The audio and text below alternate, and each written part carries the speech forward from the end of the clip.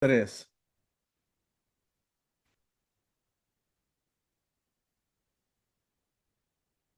Hola, buenas noches.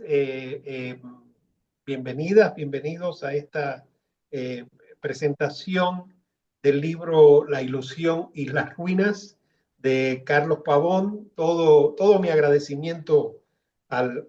admirado Carlos Pavón, primero por haber escrito este libro y luego por haberme invitado a comentarlo hoy. Eh, yo quisiera comenzar eh, eh, transmitiéndoles la agradable sorpresa que produce este libro, porque demuestra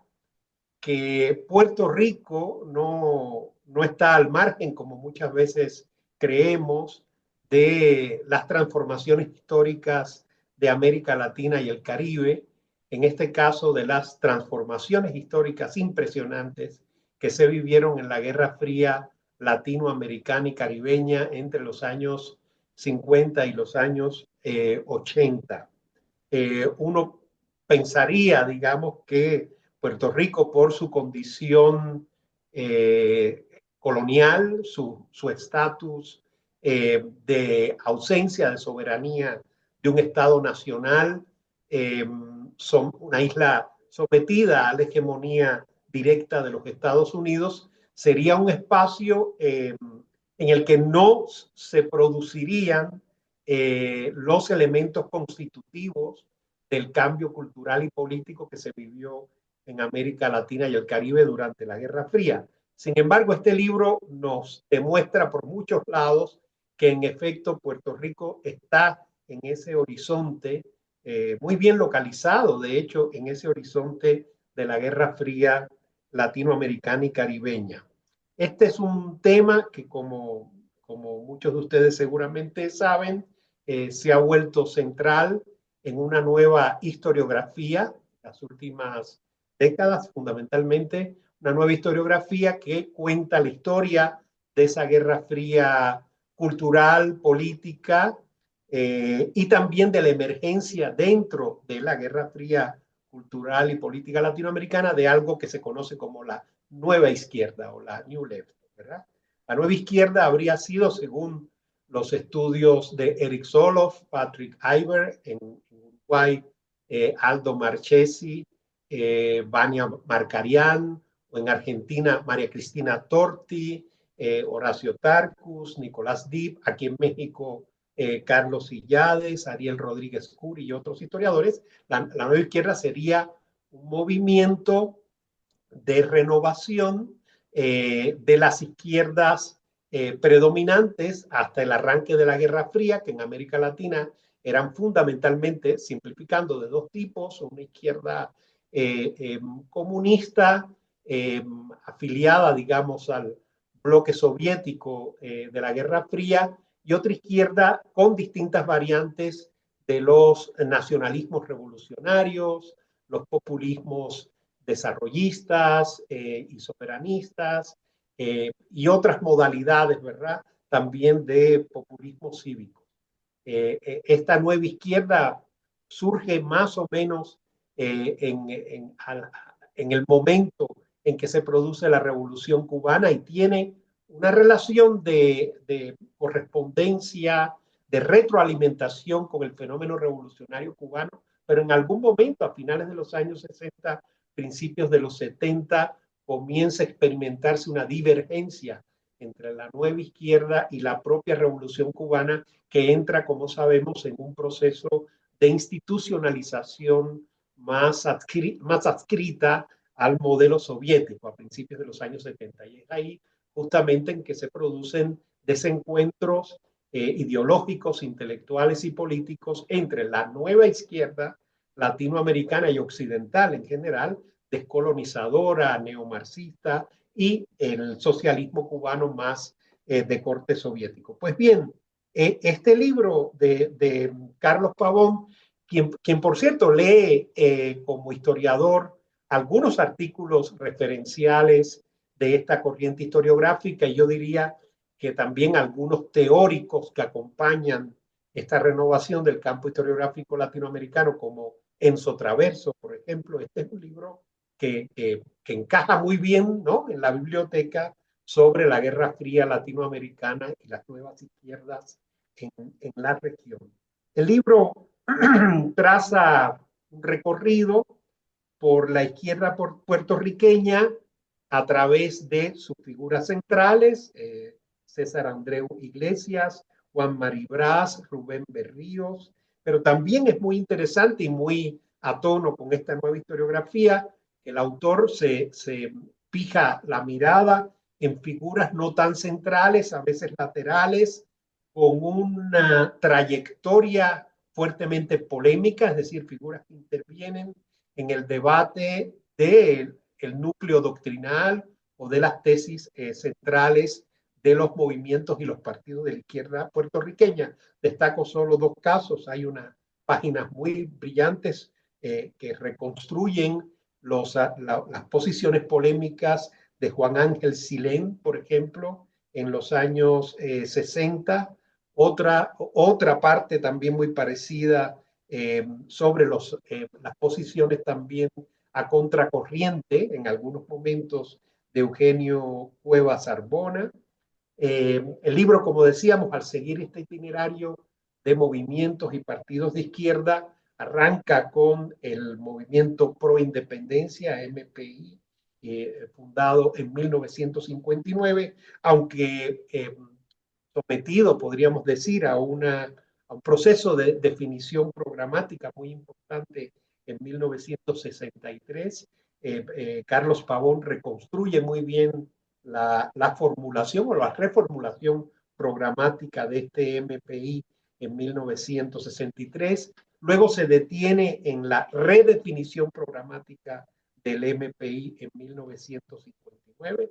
Luego ya en los años 70 reconstruye con mucha claridad narrativa y yo diría que también con mucha capacidad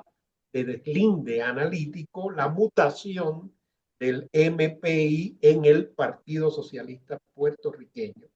Especialmente en ese periodo que va de 1971 a 1975, observa Pavón tal vez la más clara aproximación de esta izquierda puertorriqueña al marxismo-leninismo. Si en el año 69 hay como un traza, el marxismo aparece como una ruta posible, como un trazado de ruta en el camino, ya en los años 70 se presenta como una asunción doctrinal y a la vez, si en los años 60, tanto en el 63 o en el 61, la apelación al marxismo-leninismo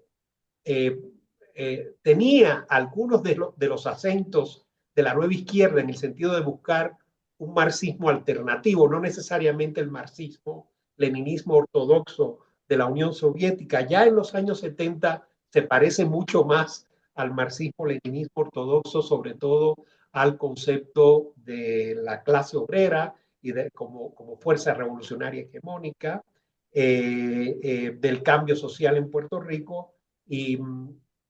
al enfoque propiamente clasista, ¿verdad?, de los problemas sociales en la isla. Sin embargo, a pesar de esta narrativa ligada al cambio por medio de los distintos momentos de definición teórica de estos movimientos de izquierda en Puerto Rico, creo que el mensaje central, el argumento central o uno de los argumentos centrales de este libro de Carlos Pavón es que hubo más continuidad que ruptura desde un punto de vista ideológico, no necesariamente desde un punto de vista político. Si desde un punto de vista político vemos que hay un cambio fundamental en el hecho de pasar de una actitud de huelga electoral, es decir, de rechazo de la izquierda puertorriqueña a participar sistemáticamente en las elecciones coloniales, a una actitud ya en los años 70, en el periodo más marxista-leninista canónico, a reincorporarse al sistema electoral puertorriqueño, Sin embargo, desde un punto de vista discursivo, lo que sostiene el libro es que al final el eje simbólico, el repertorio simbólico de estas formaciones de izquierda está ligado al nacionalismo o a distintas variantes narrativas del nacionalismo. Y el marxismo, ya sea en su fase heterodoxa de los 60 como en su fase más dogmática en los 70, acaba siendo más bien epidérmico o retórico. Eh, se trata, por lo tanto, de una historia que hace visible, en efecto, la falta de homogeneidad de esta corriente ideológica y política de la izquierda puertorriqueña, porque todo el tiempo está advirtiendo Carlos Pavón fisuras, diferencias, polémicas, ¿verdad? Que va reconstruyendo a lo largo del libro. Tampoco es un libro que suscribe la continuidad desde un punto de vista político, porque hay una descripción de cada una de las fases del MPI y del PSP, específicamente en términos de estrategias electorales y políticas. A la vez hay una insistencia en la continuidad, ¿verdad? Simbólica o doctrinaria de este fenómeno de una izquierda marxista y socialista en un estado dependiente y colonial como el de Puerto Rico en la Guerra Fría. Hay que decir, una nación, un estado en esas condiciones, pero también son, o sea, sometidos, ¿no? De un modo muy inmediato al discurso geopolítico y las prácticas geopolíticas de Estados Unidos en la misma Guerra Fría. Debe ser como una primera frontera, ¿verdad? Puerto Rico de la expansión de los enfoques anticomunistas de Estados Unidos en la Guerra Fría latinoamericana y caribeña. A mí me gustaría cerrar dejándole a Carlos y a ustedes una pregunta eh, en torno al porqué de esta continuidad o al porqué de este carácter epidérmico, retórico del marxismo en la izquierda puertorriqueña de los años 60 a los años 80. Algo que me llama la atención, naturalmente, comparándolo con el caso de la isla vecina de Cuba, es que no haya en el caso puertorriqueño, por lo menos no lo encontré en la reconstrucción de Carlos Pavón, experiencias teóricas o doctrinales un poco más ambiciosas o sofisticadas de aproximación al territorio del neomarxismo en la nueva izquierda. Carlos Pavón, por ejemplo, dedica momentos de su libro a reconstruir los debates en torno a la lucha armada, al feminismo, pero parecen como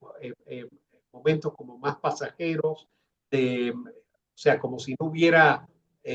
un escenario de plena asimilación de muchos de los discursos ligados a la teoría de las guerrillas, de la lucha armada en América Latina, o de diversificación de los actores de la lucha revolucionaria, como los que tenían que ver, por ejemplo, con la cuestión del feminismo, del racismo, de la inscripción de Puerto Rico en el horizonte de las luchas descolonizadoras y tercermundistas. Esto es algo muy notable en Cuba, como sabemos, en algunos momentos, específicamente a finales de los años 60 hasta 1971, por ejemplo, digamos, entre el momento de la reunión de la OSPAAL o Tricontinental y la OLAS en La Habana en 1966, Congreso Cultural de La Habana de 1967 y 1971 cuando se produce el primer Congreso Nacional de Educación y Cultura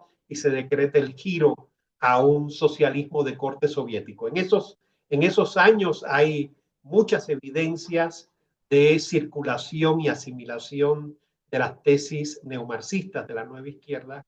como por ejemplo sucede en la revista Pensamiento Crítico y en la corriente guevarista, ¿verdad? Que hay en el gobierno revolucionario cubano antes, durante y después de la campaña guerrillera del Che Guevara en Bolivia. No hay algo así equivalente en este libro.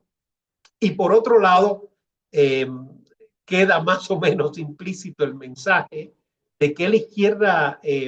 puertorriqueña en todo el proceso de 1963 hasta los años 80 aparece demasiado plegada al discurso hegemónico y oficial cubano. Esto es muy notable en los años 70, cuando se están aplicando a una realidad tan distinta a la cubana como la de Puerto Rico, visiones sobre la lucha de clases o la hegemonía del proletariado y la clase obrera, que podían tener algún sentido para Cuba en un proceso de transición hacia el modelo soviético, pero evidentemente no para el caso de Puerto Rico. Mi pregunta sería si, otra vez, si esa continuidad que Carlos Pavón observa en las estrategias discursivas de la izquierda puertorriqueña tiene que ver con un grado mayor de dependencia de la hegemonía cubana dentro de las izquierdas latinoamericanas que no vemos en otros casos. Por ejemplo, como sabemos, en México hay justo entre los años 60 y 70 una proliferación de organizaciones de izquierda inscritas en la nueva izquierda, sean pacíficas o armadas, que precisamente se caracterizan por tomar distancia de la sovietización del socialismo cubano. Algo parecido podemos encontrar prácticamente en todas las corrientes socialistas no prosoviéticas, ya sean maoístas o trotskistas, en la mayoría de los países latinoamericanos. Por último, yo diría, sobre todo pensando en el desenlace de este libro, en el que aquella izquierda que intentó ser socialista y marxista regresa un poco a las coordenadas del nacionalismo revolucionario, del nacionalismo tradicional. Me pregunto si no estaríamos en presencia también en Puerto Rico, a la vez de otro fenómeno, ahí sí, muy característico de América Latina, que es en efecto el regreso de las izquierdas a la matriz simbólica de los populismos y los nacionalismos revolucionarios después de la caída del muro de Berlín. Gracias.